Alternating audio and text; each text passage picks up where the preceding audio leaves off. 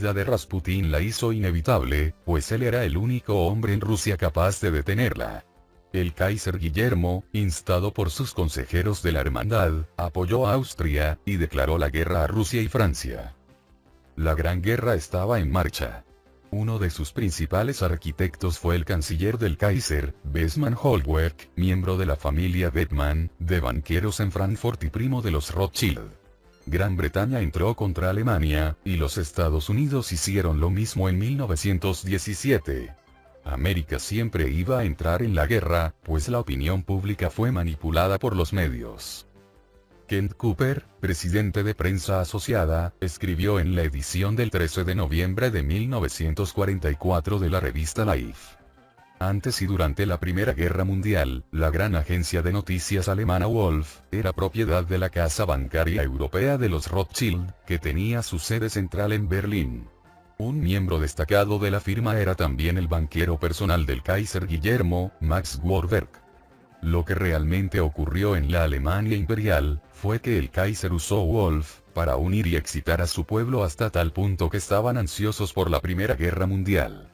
20 años después, bajo Hitler, el patrón se repitió y se magnificó enormemente por DNV, Oficina Alemana de Noticias, que fue la agencia oficial de noticias del Tercer Reich, sucesora de Wolf.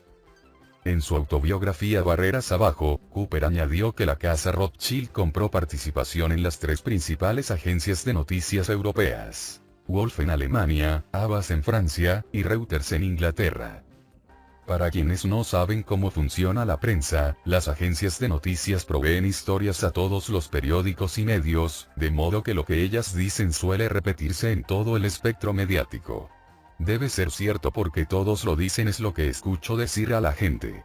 Todos lo dicen porque están imprimiendo la misma información de la misma fuente, la agencia de noticias. Vale la pena señalar que el 28 de abril de 1915, el barón Herbert de Reuter, jefe de la agencia Reuters, se suicidó. Esto ocurrió tras el colapso del banco Reuters.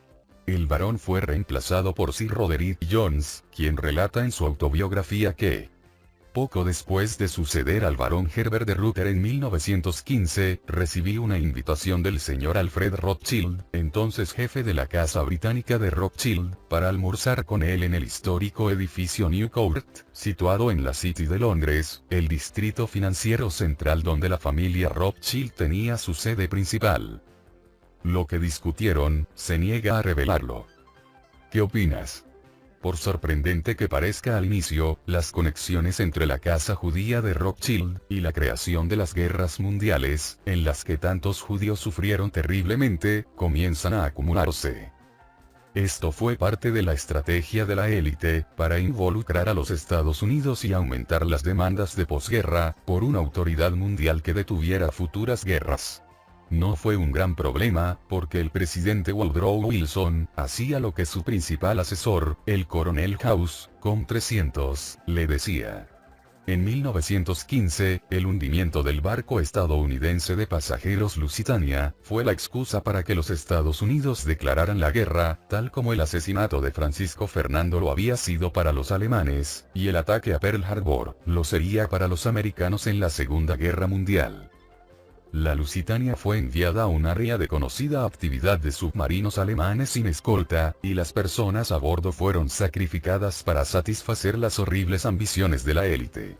En los archivos del Departamento del Tesoro de los Estados Unidos, el presidente Wilson ocultó pruebas de que la Lusitania transportaba suministros militares para los británicos. No era el barco solo de pasajeros que se afirmó como parte de la propaganda para indignar a la opinión pública estadounidense. Alfred Wynne Vanderbilt, miembro de la familia del establishment del Este, estaba en la Lusitania cuando se hundió. Un telegrama había sido entregado al barco antes de que partiera de Nueva York, advirtiendo a Vanderbilt que no viajara, pero nunca le llegó y le costó la vida. Alguien obviamente sabía exactamente lo que estaba planeado. La manipulación de América para entrar en la guerra, fue coordinada a través de tres organizaciones principales: el Consejo de Defensa Nacional, la Liga Naval y la Liga para imponer la paz. Entre los miembros del Consejo de Defensa Nacional estaba el agente de los Rothschild, Bernard Baruch. Como jefe de la Junta de Industrias de Guerra durante el conflicto, Bernard Baruch dijo en sus propias palabras: "Probablemente tuve más poder que cualquier otro hombre durante la guerra". La Liga Naval estaba dominada por J.P. Morgan Jr. Entre los principales de la Liga para imponer la paz estaban, Elihu Root, abogado de J.P. Morgan Jr., Perry Belmont, agente estadounidense de los Rothschild, y Jacob Chief de Kuhn, Lowe and Company, vinculada a los Rothschild. El subsecretario de la Marina en ese momento era Franklin Delano Roosevelt, quien otorgaba grandes contratos navales mucho antes de que hubiera alguna conversación sobre la entrada de América en la guerra, tal como lo haría años después, siendo presidente, antes y durante la Segunda Guerra Mundial. Otra confirmación de que la Primera Guerra Mundial fue diseñada con objetivos a largo plazo, llegó en la década de 1950, con los hallazgos de una investigación del Congreso de los Estados Unidos realizada por el Comité Reese, sobre la Fundación Carnegie para la Paz Internacional. Se descubrió que era una organización dedicada a crear guerras. Esta organización formaba parte de una red de supuestas fundaciones exentas de impuestos iniciadas por las familias Carnegie, Rockefeller y Ford, que ayudaban a financiar el plan del nuevo orden mundial. Norman Dodd, director de investigación del Comité Reese, informó los hallazgos de su investigadora Catherine Kesey. Dodd dijo que en una reunión de los fideicomisarios de Carnegie, se planteó la pregunta: ¿existe algún medio conocido por el hombre más efectivo que la guerra si quieres alterar la vida de todo un pueblo? Se decidió que no lo había, y entonces la siguiente pregunta para los fideicomisarios fue: ¿cómo involucramos a los Estados Unidos en una guerra? Dodd continuó. Y luego plantearon la cuestión: ¿cómo controlamos la maquinaria diplomática de los Estados Unidos? Y la respuesta fue: debemos controlar el Departamento de Estado. En este punto nos encontramos con lo que ya habíamos descubierto, que a través de una agencia creada por la Fundación Carnegie, cada nombramiento alto en el Departamento de Estado era aprobado. Finalmente, estábamos en guerra. Estos fideicomisarios, en una reunión alrededor de 1917, tuvieron la audacia de felicitarse por la sabiduría de su decisión original porque ya el impacto de la guerra indicaba que alteraría la vida en este país. Esa fue la fecha de nuestra entrada en la guerra. Estábamos involucrados. Incluso tuvieron la audacia de redactar y enviar un telegrama al señor Wilson, advirtiéndole que se asegurara de que la guerra no terminara demasiado rápido. Dodd dijo que Catherine Kesey luego encontró otras actas, relacionadas con el trabajo de la Fundación Carnegie, para evitar que la vida estadounidense regresara a su estado anterior a la guerra. Cambiar la forma en que la gente vivía y pensaba, era después de todo, el objetivo principal del conflicto. Dodd informó que llegaron a la conclusión, de que para evitar una reversión, debían controlar la educación. Y entonces se acercaron a la Fundación Rockefeller y dijeron: ¿asumirán ustedes el control de la educación en lo que respecta a materias de importancia doméstica? Y se acordó. Luego, juntos decidieron que la clave era la enseñanza de la historia americana, y que debían cambiarla. Así que se acercaron a los más prominentes de lo que podríamos llamar historiadores estadounidenses de ese tiempo, con la idea de lograr que alteraran la manera en que presentaban el tema. Por eso la mayor parte de la información en este libro, sobre el verdadero trasfondo de los acontecimientos mundiales, nunca ha sido enseñada en las escuelas o universidades. Si no se te permite conocer la historia completa de algo, es porque, desde el punto de vista de los manipuladores, es peligroso que lo sepas. Esa es mi motivación al generar este audiolibro. Tienes derecho a ser peligroso. La Revolución Rusa. Con la Primera Guerra Mundial en marcha, otro golpe de la élite estaba llegando a su culminación. La Revolución Rusa de 1917. Tomó la misma forma que la Revolución Francesa. La élite creó caos económico y el dictador reinante, el zar, jugó en sus manos al negarse a introducir democracia y empoderamiento para el pueblo. En 1905, el zar fue manipulado por los Rothschild para entrar en guerra con Japón, con el fin de socavar la economía rusa y sembrar las semillas de la agitación entre la población. Los Rothschild le dijeron al zar que financiarían la guerra, mientras que en los Estados Unidos, la compañía Rothschild-Kuhn, Low and Company, financiaba en secreto a los japoneses. Luego vino la guerra con Alemania en 1914, durante la cual el ejército ruso fue debilitado constantemente por influencias externas. Una forma en que la élite ha controlado guerras, es enviando armas inferiores al bando que quieren que pierda, o retrasando la entrega de armamento. En 1915, el ministro de Hacienda británico y futuro primer ministro, Lloyd George, con 300, se dio cuenta de que los armamentos pedidos para el ejército ruso tenían 5 meses de retraso. En un momento dado, había solo un rifle para cada 6 soldados. Esto alimentó los fuegos de la revolución, exactamente como estaba planeado. La élite quería desmoralizar a los soldados rusos para que se amotinaran. La compañía responsable del retraso fue Vickers Maxim, controlada por Sir Ernest Cassel, el socio comercial de Kuhn, Low and Company de los Rothschild. El mayor accionista de Vickers era la casa Rothschild.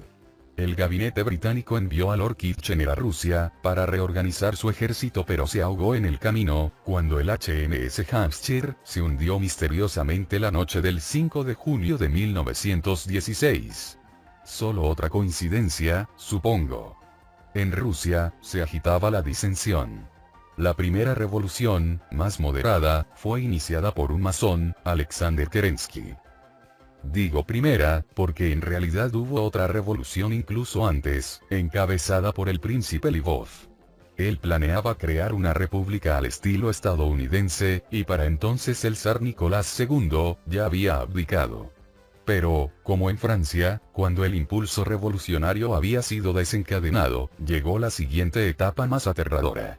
León Trotsky y Lenin llegaron para tomar el poder e introducir el régimen despótico, conocido como marxismo-leninismo. Esto no fue una revolución rusa. Fue un golpe contra Rusia por el brazo financiero estadounidense de la élite global, controlada en gran medida por los Rothschild.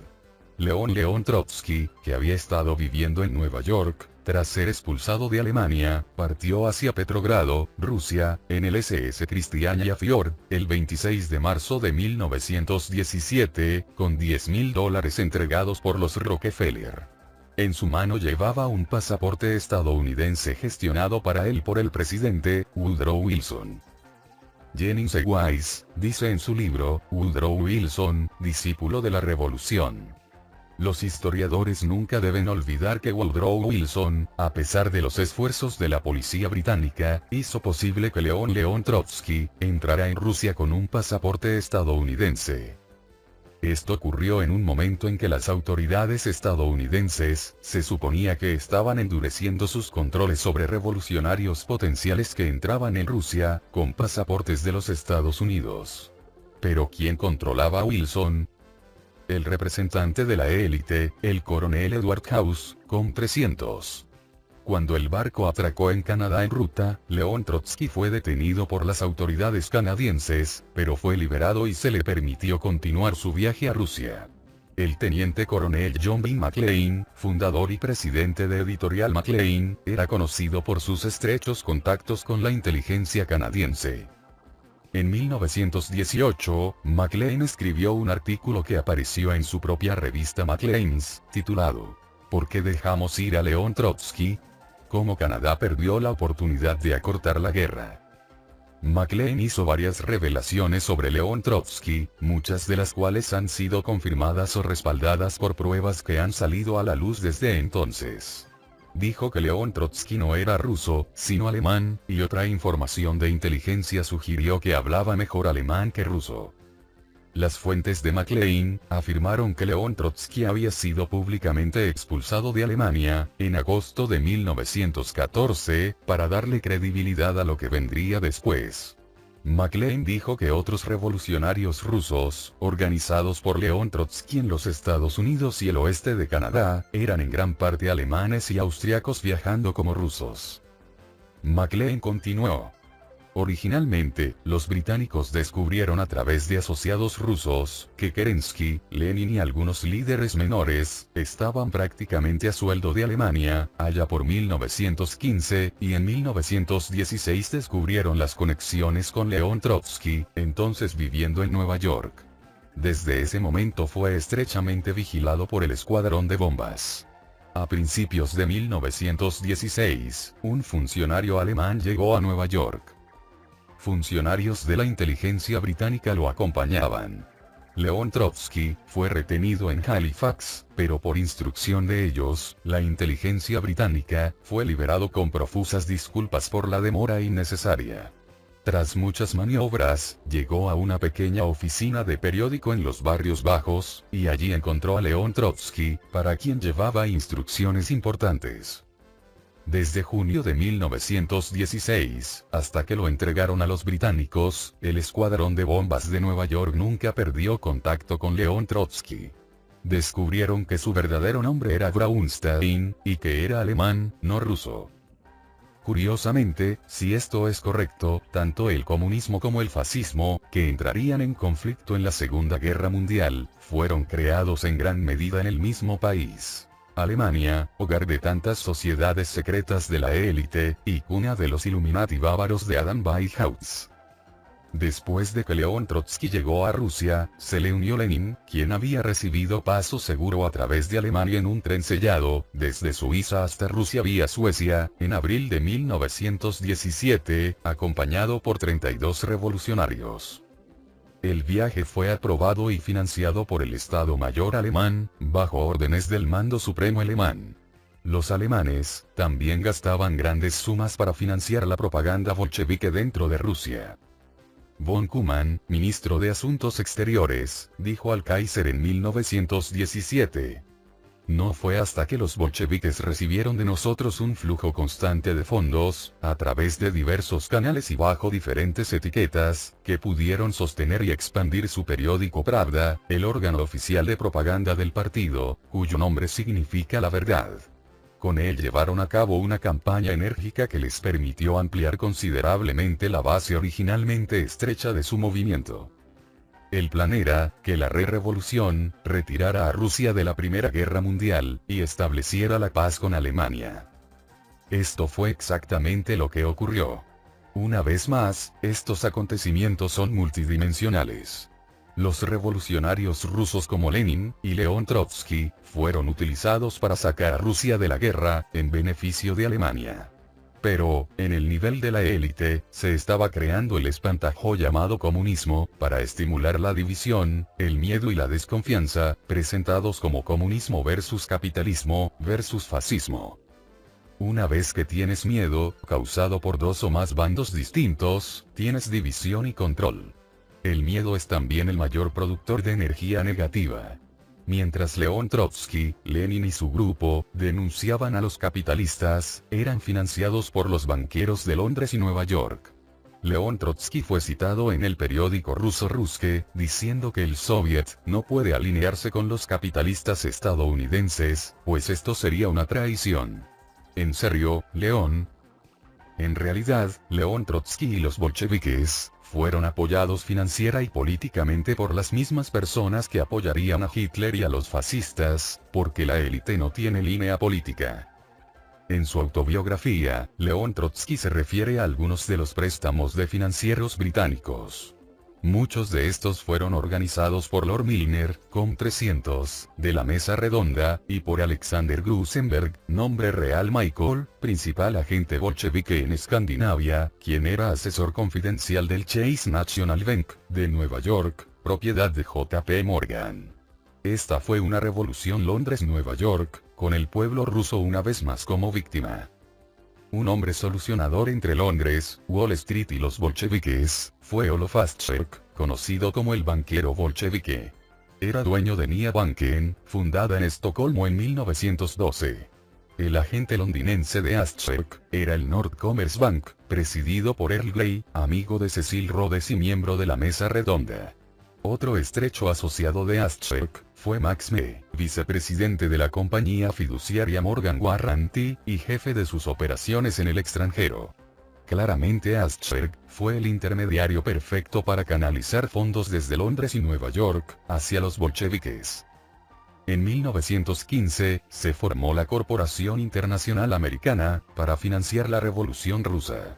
Sus directores representaban los intereses de, los Rockefeller, los Rothschild, los DuPont, Kuhn, Lowe and Company, los Harriman, y la Reserva Federal. Entre los involucrados estaban Frank Vanderlip, uno del grupo de Jekyll Island que creó la Reserva Federal, y George Herbert Walker Bush, abuelo del presidente George Bush. Los Rothschild también participaron directamente en el financiamiento de la revolución, a través de Jacob Schiff, en Kuhn, Lowe and Company de Nueva York. Banqueros internacionales de Gran Bretaña, los Estados Unidos, Rusia, Alemania y Francia, se reunieron en Suecia en el verano de 1917. Acordaron que Kuhn, Lowe depositaría $50 millones en una cuenta bancaria sueca para uso de Lenin y León Trotsky. En un artículo del New York American Journal, del 3 de febrero de 1949, el nieto de Jacob Schiff, dijo que su abuelo había pagado a los dos revolucionarios otros $20 millones adicionales. El pago de $20 millones a los bolcheviques, por Eli Kurut, abogado de Kuhn Lowe y exsecretario de Estado, a través de un fondo especial de guerra, está en el registro del Congreso del 2 de septiembre de 1919. Fue una gran inversión si, como sugieren algunos investigadores, Lenin devolvió a Kuhn, Lowe and Company, el equivalente en rublos de $450 millones entre 1918 y 1922. Y esto no fue nada comparado con las ganancias que los banqueros obtuvieron de la explotación de la tierra, la economía y el pueblo ruso, especialmente al robar el oro del zar, y las enormes reservas financieras que estaban en el extranjero, en los mismos bancos que financiaron la revolución. En 1917, la élite usó la cobertura de una misión de la Cruz Roja a Rusia, para organizar los detalles finales de la toma bolchevique. La Cruz Roja en Washington lanzó una campaña para recaudar $2 millones. Fue exitosa gracias únicamente a las donaciones sustanciales, de financieros de Nueva York, incluyendo al propio J.P. Morgan, quien aportó $100,000. Los banqueros e industriales, procedieron a tomar el control de la Cruz Roja estadounidense, y como dijo el representante de la élite, John Foster Dulles, ellos veían a la Cruz Roja americana, como un brazo virtual del gobierno. La composición de esta misión a Rusia en agosto de 1917 lo dice todo. Solo 7 de los 24 integrantes eran médicos. El resto eran principalmente financieros de Nueva York y sus asistentes, liderados por William Boyce Thompson, Com 300, primer jefe a tiempo completo del Banco de la Reserva Federal de Nueva York. Los médicos regresaron después de solo un mes, y el Dr. Frank Billings, profesor de medicina en la Universidad de Chicago y líder oficial de la misión, fue reportado como disgustado por las actividades claramente políticas de sus miembros no médicos. También en el grupo había 3 intérpretes rusos, todos conocidos bolcheviques. Uno de ellos, Boris Reinstein, se convertiría en secretario de Lenin, y jefe de la Oficina de Propaganda Revolucionaria Internacional. La Cruz Roja ha sido utilizada en muchas ocasiones por la élite, sin el conocimiento de su personal genuino.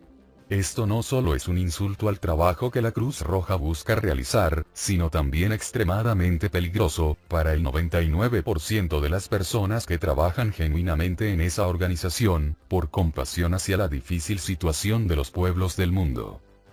De manera intrigante, el símbolo de la Cruz Roja, es también el de los Caballeros Templarios, la bandera de Inglaterra, y el símbolo que Colón enarboló en sus barcos, mientras descubría el Nuevo Mundo en nombre de los Templarios.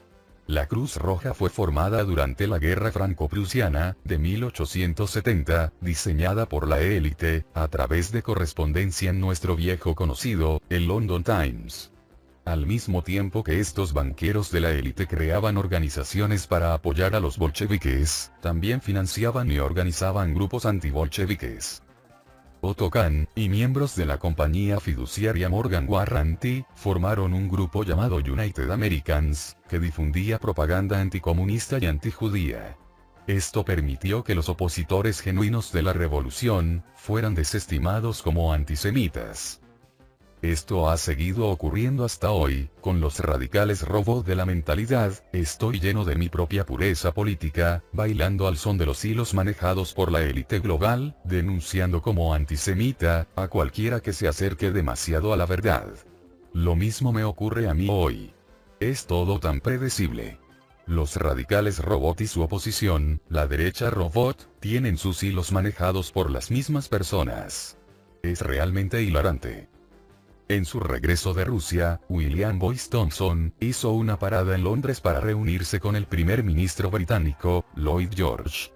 Se les unió Thomas William Lamont, de J.P. Morgan, quien había viajado desde París, donde había estado en discusión con el coronel Edward House, sobre cómo reorganizar el mundo después de la guerra. House había cableado al presidente Woodrow Wilson el 28 de noviembre de 1917, instándolo a suprimir toda crítica mediática a los bolcheviques. Es sumamente importante que tal crítica sea suprimida, decía el cable. Este telegrama fue colocado en un archivo confidencial, y salió a la luz solo 6 años después. El investigador Carroll Quigley dijo que la Casa Morgan estaba infiltrando grupos de izquierda en los Estados Unidos, desde alrededor de 1915. Era la estrategia para secuestrar tanto la izquierda como la derecha, a nivel nacional e internacional. La Revolución Rusa fue parte del Gran Plan, razón por la cual los principales funcionarios del Banco de la Reserva Federal de Nueva York, controlado por los Rothschild, incluyendo a Thompson, apoyaron a los bolcheviques. En este periodo vemos a la élite global decidiendo las políticas de posguerra, y asegurándose de que los políticos títeres las ejecutaran. Thompson y Lamont se reunieron con Lloyd George para convencerlo de que la postura antibolchevique del gobierno británico estaba equivocada y debía aceptar la realidad de que Lenin y León Trotsky habían llegado para quedarse. El gabinete británico, incluyendo, por supuesto, a Lord Milner de la Mesa Redonda, aceptó la visión de Thompson-Lamont. Cuando tienes agentes de la élite en posiciones vitales en todos los bandos, puedes hacer prácticamente lo que quieras. La decisión británica de respaldar a los bolcheviques es menos sorprendente si consideramos que Lloyd George no era un agente libre en esto. Su vida privada lo dejaba expuesto al chantaje, y estaba bajo obligaciones con un traficante internacional de armas llamado Vasil Zárov, quien hizo una fortuna vendiendo armas a ambos bandos en cualquier guerra que encontraba. Zárov logró tener influencia sobre Lloyd George, al permitirle un romance con su propia esposa, Emily Ann Burroughs, originaria de Knightsbridge. Además, Zárov comerciaba con los títulos nobiliarios que Lloyd George otorgaba. Según el escritor Donald McCormick, en su libro La Máscara de Merlín, 1963, Zárov tenía tanto poder, que los estadistas y líderes aliados estaban obligados a consultarlo, antes de planear cualquier gran ataque. Woodrow Wilson, Lloyd George y el primer ministro francés, Georges Clemenceau, se reunieron varias veces en la casa parisina de Zárov. Esto es relevante para la política aliada sobre Rusia, porque Zárov apoyaba a los bolcheviques y desviaba armas de quienes los combatían. También intervino en favor de los bolcheviques tanto en Londres como en París. En abril de 1919, el Ministerio de Asuntos Exteriores británico publicó un libro blanco sobre Rusia, con un precio de 9 peniques, que revelaba que la revolución había sido organizada y financiada por banqueros internacionales. Explicaba cómo se habían importado criminales chinos, para servir bajo oficiales bolcheviques en una campaña de terror contra el pueblo ruso. Este documento fue rápidamente retirado y reemplazado por una versión de 6 peniques sin esa información.